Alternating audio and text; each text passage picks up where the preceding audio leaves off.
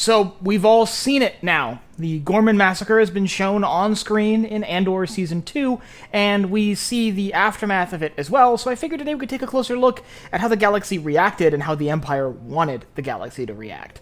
I'm Colin, and this is Sci-Fi Deep Dive.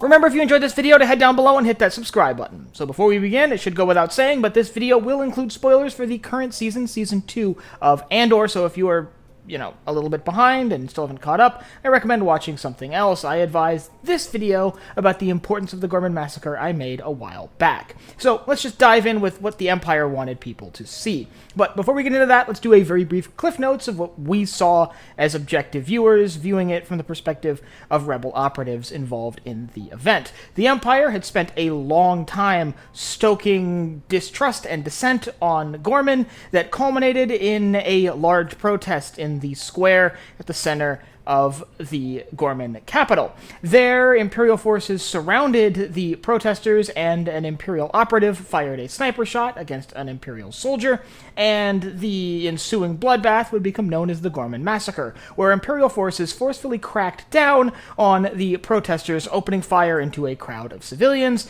and ultimately forcing them to scatter around the city, plunging the capital city of Ghorman into chaos, and eventually resulting in a firm Imperial control of that world. However, the picture painted for the rest of the galaxy is a little bit different. Now, the Imperial objectives here were ultimately to seize control of Ghorman so they could begin large-scale mining operations, which would ultimately strip the planet of anything valuable for resources they needed to supply the construction of the Death Star. But they couldn't just walk in and seize Ghorman. Ghorman is a big, influential planet that's very prominent on the galactic stage, and doing so would stir up trouble with other systems. So instead, the decision became, let's make Ghorman look like the bad guys, so when the Empire comes in and seizes control of the planet, it seems like a necessary step. So to do this, they went on a long campaign, slowly stoking the fires of rebellion on Ghorman and making it an appetizing target for foreign agitators from other rebel cells, as well as for the Ghorman people themselves. This involved building large military facilities in the heart of the capital and increasing the military presence on the planet. But as things come to a head with the increasing tensions, that's where the media spin really takes its place. The media of Imperial state-run media organizations began broadcasting that there was an ongoing insurrection, some of which may have been the Ghorman Front, but others may have been Imperial operatives posing as members of the Ghorman Front to carry out their own acts of terror. The end result is to paint a picture that the Ghorman Front, the Ghorman rebels, are monsters who are uncoordinated, attacking civilian targets, and are a danger to the local population. So when Imperial forces need to be moved to that planet en masse, the justification can be they're protecting the local population. That's where one of the first sneaky tricks that I believe the Empire used, although it's never confirmed on screen, was employed. I believe a lot of the soldiers deployed to Ghorman were from the widest spread of planets possible.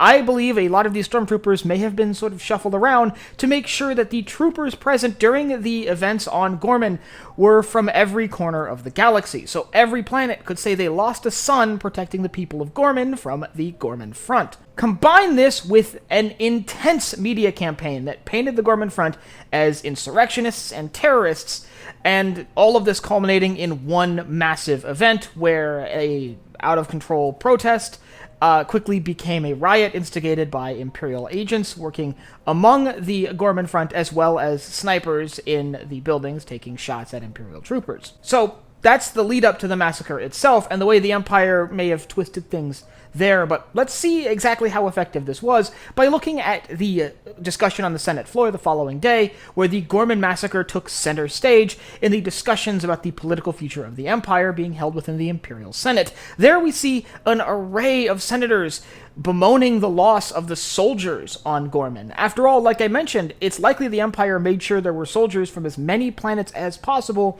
present in those troops on Ghorman, so that every planet could say they lost a son in the massacre. And the end result is, if you're a politician from a world who lost a soldier on Ghorman, you don't really have as much sympathy, especially from a public-facing standpoint, for the people of Ghorman, as opposed to a member of your own constituency who was lost in the event, who was fighting for the Imperials. This is further intensified by the heavy censorship within the Imperial state-run media, which would have basically exclusively been painting the Ghorman Massacre as a crackdown against a vicious insurgency that posed an immediate threat to Imperial personnel on the planet. And a very prominent example of this sort of dichotomy in between the planets that sent soldiers to Ghorman and the Ghorman front themselves is the one senator who would have a political motivation to side with the protesters on Ghorman.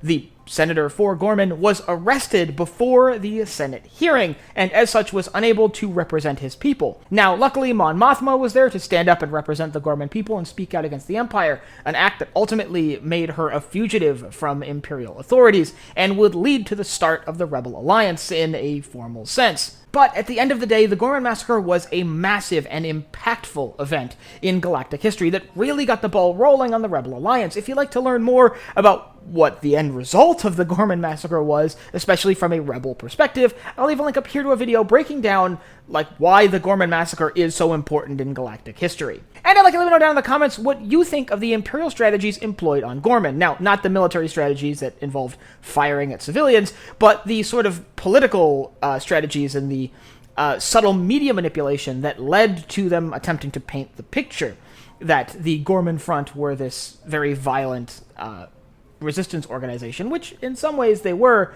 because they were spurred on by the Empire. So tell me what you think about those strategies. And if you have anything else you'd like to see me cover from Star Wars or anywhere else in science fiction, you can also leave that down below in the comments. Last but not least, if you enjoyed this video, head down below, hit the like button, the subscribe button, and the bell icon so you get notified when I upload new videos. So for Sci-Fi Deep Dive, I'm Colin, and I will see you next time.